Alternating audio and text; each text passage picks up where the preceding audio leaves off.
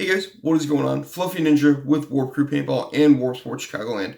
Welcome to 2019, man. I guess I'll keep trying to do this YouTube thing and just kind of see where it goes. Um, but this video is I guess aimed towards newer players or players that don't really know a lot about mechanical play. Maybe just kind of getting some thoughts down mostly, just because I know a lot of people are looking to play mechanically this year. So in the last probably two to 3 years, mechanical paintball has kind of seemed like just a skyrocket in popularity. Mostly due to the GMech that came out from Planet Eclipse. Like people started, it's like, hey, I can either go through an entire case of paint in one day using the G-Tech at 10.5, and have like an okay day. Or I can use my GMech and probably save that case of paint for, this weekend and maybe next weekend. And it's going to change up my playstyle. It's going to make me more accurate. It's going to make me, something like that, I guess, like the GMech is really kind of when you saw, just it start to take off, really. I mean, people have been playing with autocockers forever, but that's a whole nother, it's a whole nother kind of bundle to get into is autocockers.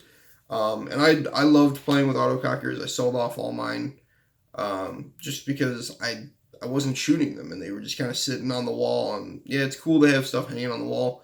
You can see the wall is kind of empty. Got two spots basically. But mechanical markers recently have been just super good for newer players getting into it and wanting to play mechanically. Before it was you got to use a spider or you got to use, something that's just not as great. Like probably the best marker at the time was the GOG enemy, which is still one of my favorite guns. I still think it's miraculous for the price. I think it's next to the new style of EMAC that just came out. The enemy is still probably the best mechanical marker to get. Just if you can find them for a decent price. I think I got mine when I had it. It was used from a field that they used for rental guns. They sent me the gun, a parts kit, and it was like, yeah, here's all the shit that we had just for like enemies. And I was like, okay, great. So that really worked out well for me. But yeah, the enemy is still probably one of my favorite guns. And then the EMAC, again, I said the newer EMAC.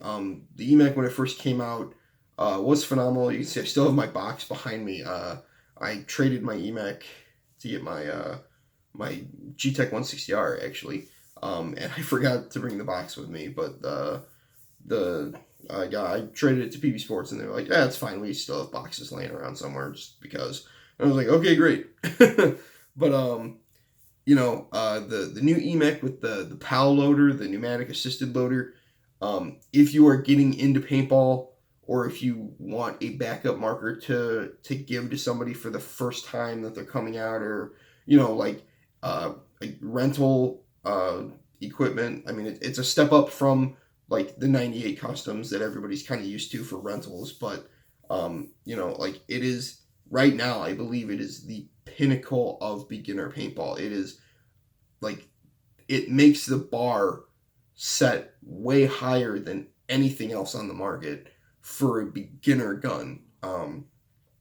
It has the Gamma Core in it, which is the same thing as the 160R, the regular G-Tech / GMech, and now kind of like the CS2 core is different. It's a whole kind of weird thing with the Gamma Core and the Gamma Core Pro or whatever.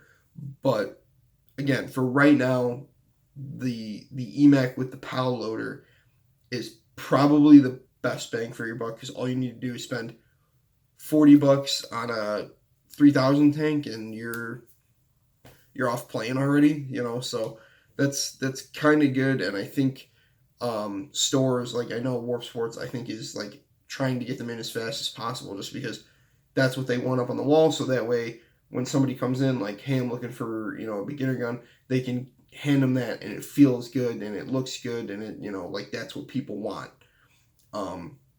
It's reliable. Thing's damn near bulletproof, but the PAL with the EMAC is super good. The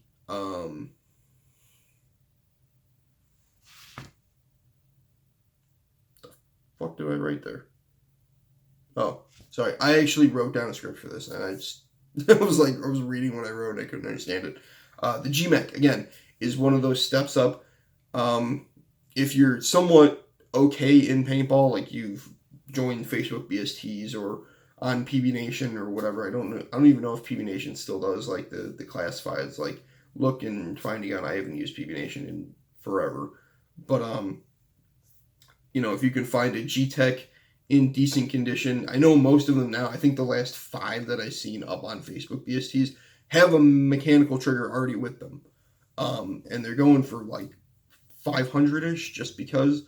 And when I tried to sell mine for that price, I got shit on because people were like, "Well, brand new, they're this." Yeah, fuck you. Anyway, that's a whole other thing. But like if you're including the electronics and the mechanical kit, I can see, yeah, you want $400 for your G-Tech and $100 for your mechanical kit, yeah, absolutely, and you can find them online for 500 or lower all day long, really, honestly, for regular G-Techs, and then you can turn them into mechanical markers. Then there was a kit that came out for the 160R and the regular G-Tech where you just put in like the little thing that your trigger actuated, and you didn't have to swap out your gun, really. You just had to change the board, and it went kind of with like their whatever their 3-way was. And I mean, again, that's not allowed in tournaments, but a lot of people playing mechanically aren't playing tournaments. It's really just for the fun of the game now.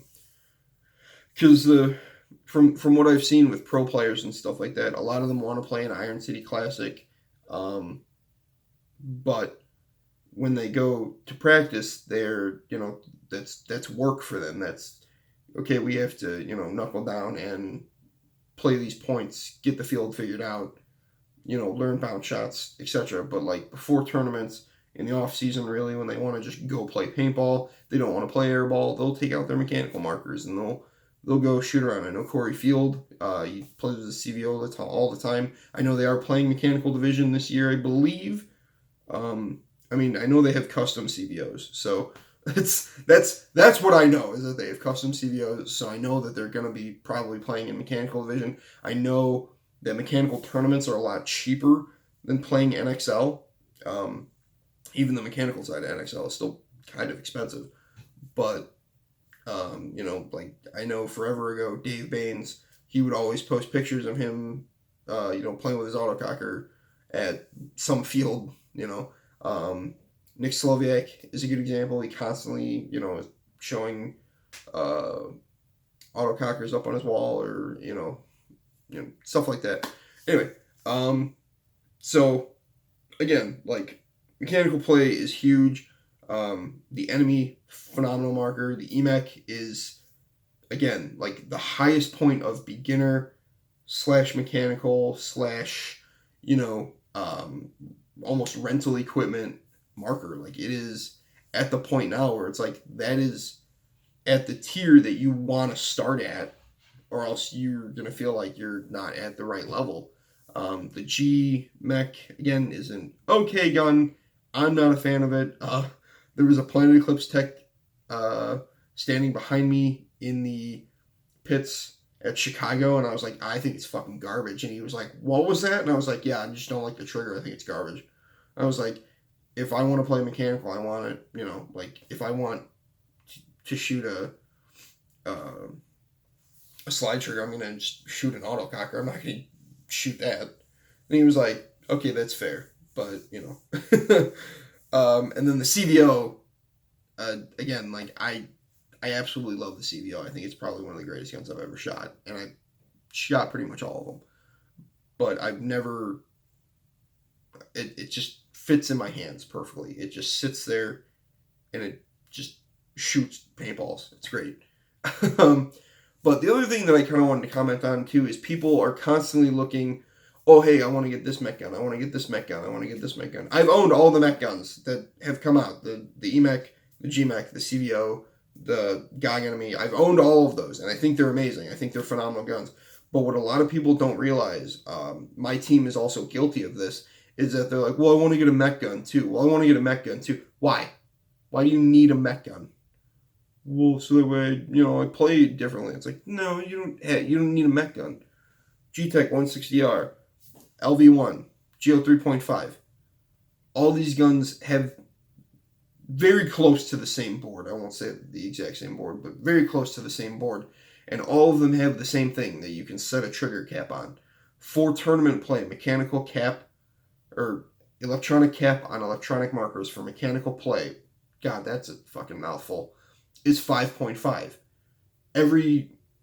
Pretty much every marker on the market right now can be set at 5.5. There might be one or two that's got weird numbers in it, but pretty much every gun can be set to 5.5.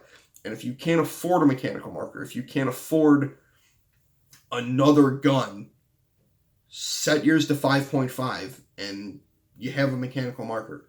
You're playing at pretty much the same level. One thing that I want to get for my 160R is a single trigger, just because I love the way that my single trigger felt on my Lux Ice. I thought that was literally the greatest thing that I ever invested in for my Lux Ice. And I can't find one for the 160R. You can buy one for $45 and it's 3D printed, and it's from the same company that makes the mechanical kit. And I told them to suck a dick, because that was way too much for a piece of plastic that's maybe about yay big.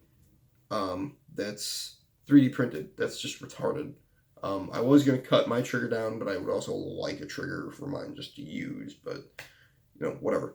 And then why play mechanical paintball? Like, why people are now moving to mechanical paintball? Why people are playing with capped electronic markers? It's to get a different skill set, because you can sit in your bunker and just all day long. You can just drop 9 pods of fucking. We actually had guys on our team that did that. They would go out with 7 pods for open play, and they would shoot all of them. The fuck. And we had to part ways just for that reason, basically. A lot of people were giving a shit because, they're overshooting. No, they're just shooting paintballs. I mean, get over it. But it makes you develop a different skill set. As, okay, well, I can't just rail on that guy, move up, while just dropping paint on him and dropping pod after pod. I have to play a little bit more conservative.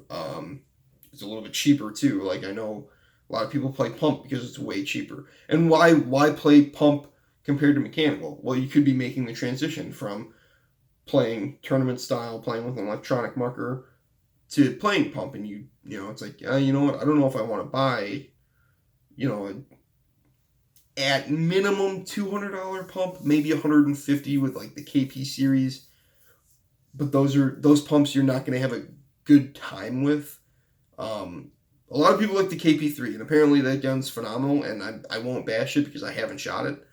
But when I had older KP, the KP2, KP2, that was awful. But what I'm saying is, for a decent pump gun, you're gonna pay around $200 to $300 for a used sniper, for something that's beat to shit like that, and you may not want to spend that money knowing, you know what, I don't know if I'll like it. So you start playing mechanical. You start playing capped electronic. And, it's like, you know what, I like capped electronic. I want to try a full, just mechanical marker. Okay, I really like this. Maybe I'll try pump. And then you find out, no, that's not for you. So you just go back to mechanical and you sell your shit. But, why I play mechanical is just because, I can't afford to fucking drop $400 on paint for an event now, because every place is $70 a case. The only place that I'm going to be dropping that much and more on for paint is Living Legends this year, which is in Lockport, which I'm super fucking excited for. That is back in Chicago, and I don't need to drive to bumfuck nowhere, Michigan. Oh my god, that drive sucked. But, yeah. Not every event that I'm going to, I'm going to drop a shitload of money on paint, especially now that pretty much every field has gone our paint only and aren't really looking to work deals. There's one, maybe two that have talked to us and been like, hey, if you come out to events, if you talk to us beforehand, we'll cut you a little bit better deal. And I'm super happy to be working with those fields. That is for sure. Gonna have to be changing jerseys around, but whatever. But mechanical play, it makes you play a lot sneakier too. At Sherwood Forest, I was sitting in a tree, basically. I was in a tree, and a bunch of people walking past me, 2 shots to the back, they had no fucking idea. Like, it was just, mechanical guns are I'm not going to say that they're quieter, but it just feels quieter. Could be the barrel that I was using too. It just felt like nobody could find me, nobody knew where I was, and I was just dropping people with my CVO. Like, it was just insane. I absolutely love this gun. But yeah, it's mechanical is definitely the new way to play. I mean, you can buy a brand new CS2, sure, you can buy, a brand new Lux Ice X, and is it a Lux Ice X or just a Lux? I don't fucking know. But you can buy, a $2,000 marker, have a good time with it, and be like, well, now I'm bored because I spent $2,000 on a marker and I had $90 for paint left, and I'm pretty much done playing for the month. So, it's one of those things that mechanical is just the cheaper way to go, I guess. But yeah, it's more fun to play that way, for me anyway. I know that since getting the CVO, I've had so much fun at events shooting it. When I finally get to shoot it, because everybody's like, oh, you have a CVO, can I try it? And then I lose it for 3 hours. So I'm mostly playing capped electronic, but it's more fun that way. Work on snap shooting, you work on, being sneaky, you work on, rubbing it in the other guy's face because he's, he spent 2 pods on you and you took him out in like a couple of balls. It's pretty great. But yeah, I just kind of wanted to get these thoughts down. I think mechanical paintball is probably one of the coolest things coming back for paintball. That it's something to be shared. That's why I don't really complain about lending out my CVO, because I know kids that are used to playing with LV1s and, whatever else, they don't know how to actually play paintball. So you give them a CVO and they can't, run away on somebody, and, instead it makes them a little bit more choosy about their engagements and stuff like that. And it's super fun. And I like seeing the mechanical tournaments come back. I think Iron City Classic did a fucking phenomenal job again this year, even though X Factor won it, which, but, it's cool to see old school paintball coming back. I mean, that's what I started with, was mechanical paintball. That's what I, grew up playing. It was just a mechanical gun. And I wish I'd had the CVO back then, because holy shit, like, imagine where I'd be now. But yeah, this was a super long video.